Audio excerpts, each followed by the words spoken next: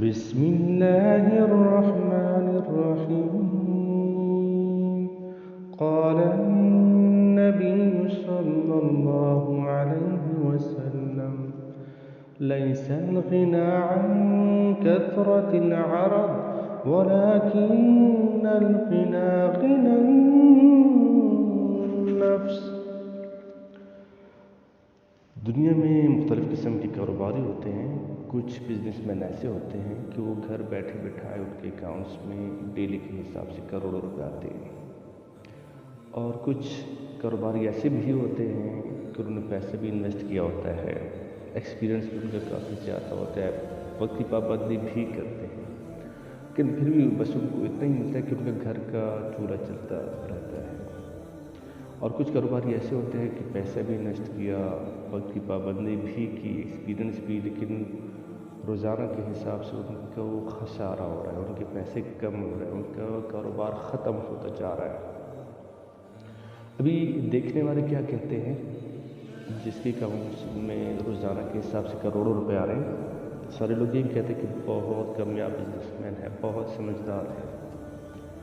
اور جس business man کو خسارہ ہوتا جا رہا ہے تو لوگ یہ سمجھتے ہیں کہ نادان ہے، تجربہ بھی نہیں ہے، انویسٹمنٹ کے لیے تجربہ بھی کچھ ہونا چاہیے، کچھ سمجھ بھی ہونی چاہیے.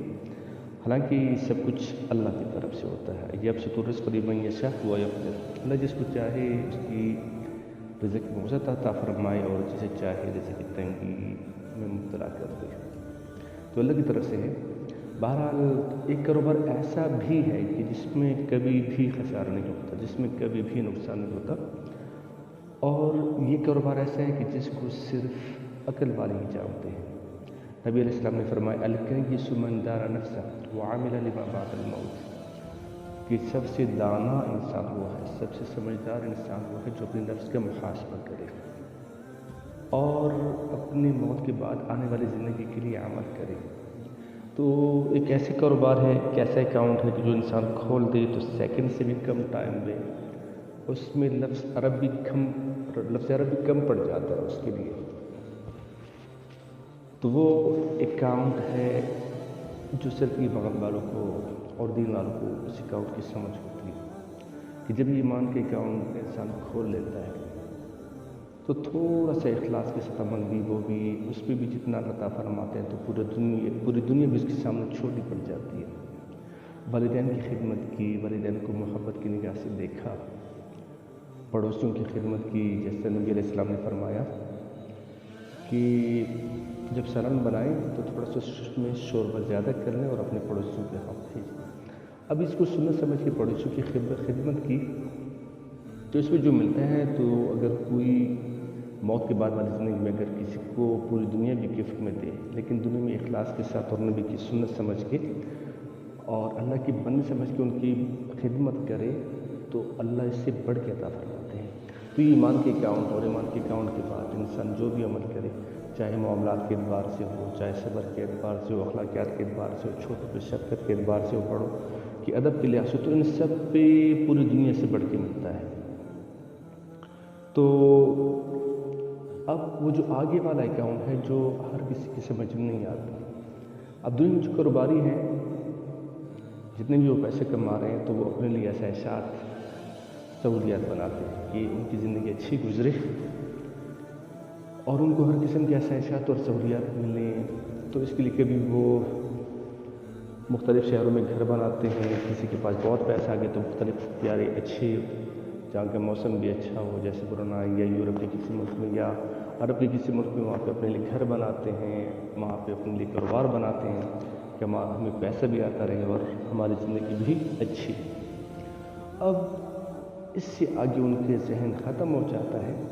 لیکن جو بندہ ایمان کا اکاؤنٹ کھول دے اور ایمان کا کاروبار کرے تو وہ یورپ سے آگے جو زندگی شروع ہوتی ہے نا، جہاں پہ کاروباری لوگوں کی سوچ ختم ہو جاتی ہے، جو دنیا کے کاروباری ہیں یا کسی عرب ملک پہ، وہاں ان کی سوچ ختم ہو جاتی ہے. تو وہاں سے آگے جہاں پر ایسے گھر ہیں جو سونے کے بنے ہوئے، جو ڈائمنڈ کے بنے ہوئے، اور ایسے گہرے ایسے محلات ہیں کہ جو کبھی ختم نہیں ہونے والے، اور ایسے محلات ہیں کہ وہ جو ہواؤں میں بنے ہوتے ہیں اور وہ اندر سے نظر آتے ہیں باہر والوں کو اور باہر والوں کو اندر سے، مطلب دونوں طرف سے بہت ہی پیارے گھر بنے ہوتے ہیں۔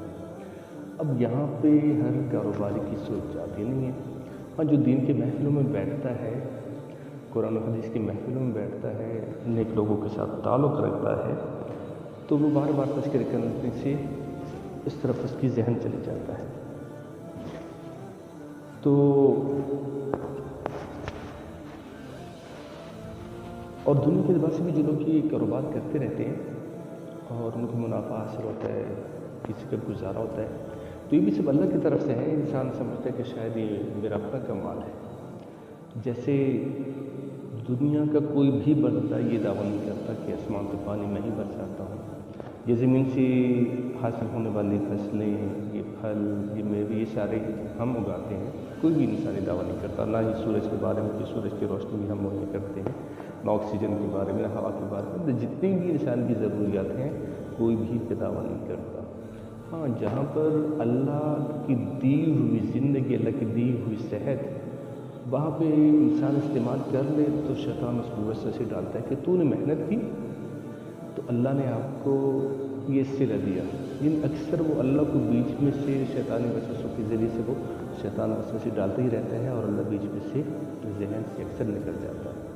انسان سمجھتا ہے کہ میں نے محنت کی اور میں نے پیسے انویسٹ کیے تو اس وجہ سے مجھے پروفٹ ہوا۔ جب میں چھوٹا تھا، ہمارے والد محترم صاحب گھر بنا رہے تھے، تو ہمارے یہ کوہاٹ شہر کے پاس ہی دوسرا شہر ہے، وہاں پانی کا کافی مسئلہ ہے۔ تو ہمارے رشتہ دار وہاں سے آئے، میں چھوٹا تھا لیکن وہ کچھ واقعات انسان کو یاد رہ جاتے ہیں۔